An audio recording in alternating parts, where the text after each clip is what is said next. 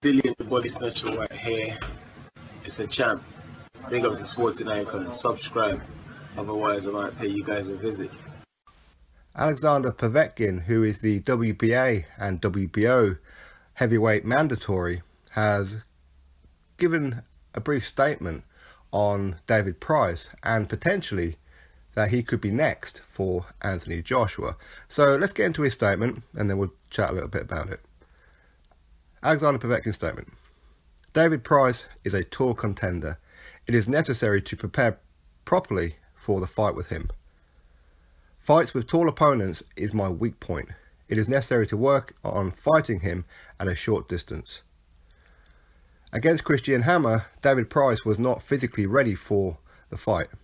He had a good fight, but he was very tired. It is clearly seen that he did not fall from the punches, but he fell from fatigue. Perhaps there were some problems in the preparation. At heavyweight, every punch can be decisive.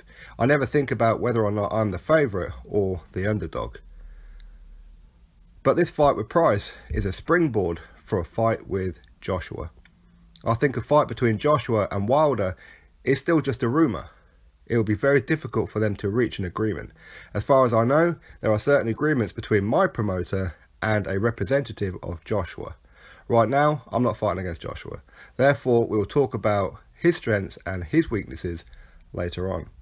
Alexander Povetkin's statement. So, a couple of points there. He is right about David Price, that is for sure. He did gas out against Christian Hammer, no doubt about it. He was fully on top of him. He even dropped him. And had he had the energy, or even the heart, if you like, to finish him off, yes, he would have done so. But ultimately, he did gas out. And I'm pretty sure a lot of that was down to the fact that he was having flashbacks to the fact that he dropped Tony Thompson and Tony Thompson got off the deck and knocked him out. All that kind of thing. So for me, I think it was mental as well as physical. That he definitely didn't prepare properly, that's for sure. As far as him fighting Anthony Joshua next, like I say, he is definitely the WBA mandatory. But I'm not exactly sure if he's a WBO mandatory. I think he's just a #1 ranked. But either way, he's top of the pile for WBA and WBO. So he's definitely in line next. The WBA have put Alexander Povetkin into this position because they need a mandatory. And they were hoping that Joshua would be facing a mandatory now. But ultimately, it's taken this long to get a new mandatory since they suspended Luis Ortiz. And now they've got one. Obviously, they're going to want that fulfilling. It's been waiting for quite some time. You could argue the fact that they replaced Luis Ortiz, who got done for PEDs, and replaced him with somebody who also got done for PEDs on 2 occasions. So I can certainly see that point. But facts are, Alexander Povetkin has served his time and now he's back. Is that good enough? Well, you know, everybody has their own opinion on it. For me, I don't like PEDs or anything like that. So that is what it is. With Luis Ortiz, I do not agree that he got suspended by the WBA.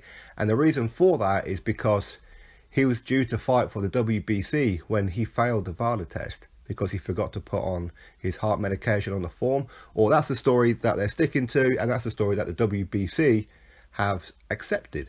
So therefore, if the WBC did not suspend Luis Ortiz, then the WBA had no right to do it themselves.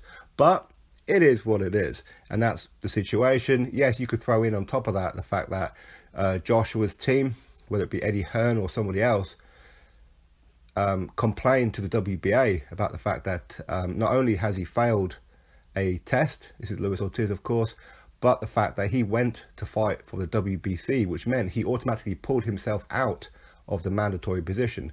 So of course they are right to a point because he was about to go for the WBC, but facts are he didn't fight for the WBC, so therefore he should still be the WBA mandatory. The PED thing, like I said, maybe it's pure stupidity, maybe he was masking, I don't know, I wasn't there. But either way, the WBA should not have suspended him if the WBC found him to be innocent. That's my stand on it anyway. Now, with Povetkin, he's saying that there is an agreement, or as far as he's aware, there is an agreement between his promoter and a representative of Joshua. probably Eddie Hearn to be fair, that should he get past David Price, and the whole reason why he's on this undercard is so the people of Great Britain, people in attendance, people watching on TV, etc., get to see who is the man that Anthony Joshua, should he beat Joseph Parker, be fighting next, or at least at some point. Hence the exposure for it, and I believe this is the first time Alexander Povetkin has ever fought in the UK. I might be wrong on that one. Now, Alexander Povetkin's resume, for me, outweighs any other heavyweight right now. With all the names on his resume, he's head and shoulders above everybody as far as names beaten, and of course names being in with. He's only ever lost to one fighter, and that was Vladimir Klitschko. Those of you who know it, Anthony Joshua beat Vladimir Klitschko as well. Now, with Povetkin in that fight, he did say here that tall guys are his weakness, and David Price is pretty much same dimensions as Vladimir Klitschko, and Vladimir Klitschko out-muscled Povetkin. He was all over him, he was leaning on him, throwing him around like a rag doll, and this, that and the other. And for me, that's the kind of strategy that David Price needs to do. But of course, if there's an opportunity there, throw that big right hand, put everything in it, and try and spark him out. And what a fairy tale that would be. David Price as the #1 WBA and WBO. That would be something special, wouldn't it? Now, will he fight Anthony Joshua next? Now, there are a couple of things that's going to be dependent on this situation, of course. First of all, Anthony Joshua needs to win. That would be the first one. If Parker wins, there will be a rematch. So that's already in the contract. Povetkin's going to have to wait. So again, it's a preliminary agreement. The other one, Deontay Wilder will have to beat Luis Ortiz.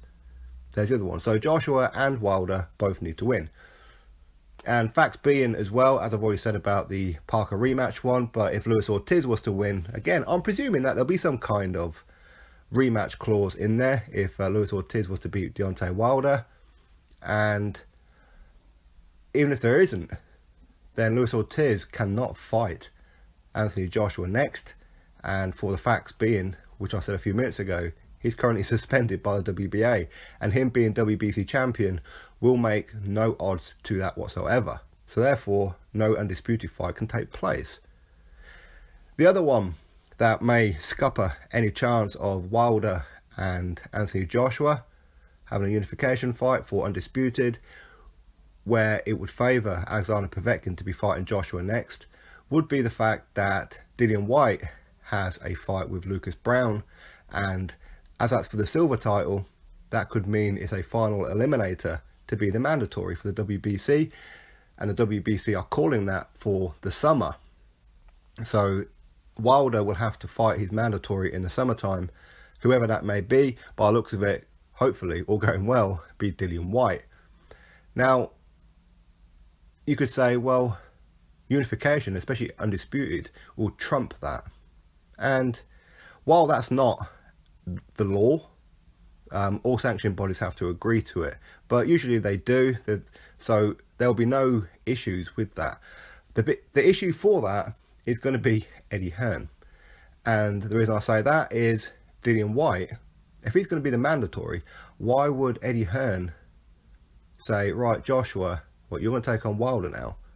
Dillian Whyte, sorry mate, but you have to wait, you know what, maybe you're going to fight Povetkin or something, which I'm sure Dillian Whyte would do anyway. But facts are, Dillian Whyte's been chasing Deontay Wilder for quite a while, and Eddie Hearn, as the promoter of Dillian Whyte, wouldn't he rather Dillian Whyte get in there with Deontay Wilder next in the summer, have Joshua fight Povetkin, and then hopefully Dillian Whyte beats Deontay Wilder and there will be no rematch because he will be the mandatory, but then ultimately have at the end of the year not only the rematch that a lot of people would love to see between Joshua and Dillian Whyte, but to be for undisputed as well. That means Eddie Hearn gets paid twice for one fight. Not only that, of course, Eddie Hearn gets to promote a Deontay Wilder fight. Obviously, Deontay Wilder versus Dillian Whyte, would that happen in the UK? Quite probably, because it'll go to purse bids. Eddie Hearn will make sure to win that, and that would mean Deontay Wilder will have to come to the UK and fight Dillian Whyte. Again, a lot of this is going to be dependent on Dillian Whyte winning, of course, Joshua winning, and Wilder winning, of course. But when it comes down to it, Dillian Whyte versus Deontay Wilder, or Anthony Joshua versus Deontay Wilder, Eddie Hearn will choose Dillian Whyte to take on Deontay Wilder for the reasons stated exactly, that he will be the mandatory and there will be a good opportunity for Dillian Whyte to become WBC World Heavyweight Champion and then go have a huge blockbuster for Undisputed. For the first time in history, two Brits going at it for Undisputed on British soil. That's my thoughts on it all. You drop me yours, click that thumbs up, subscribe. Catch you next video.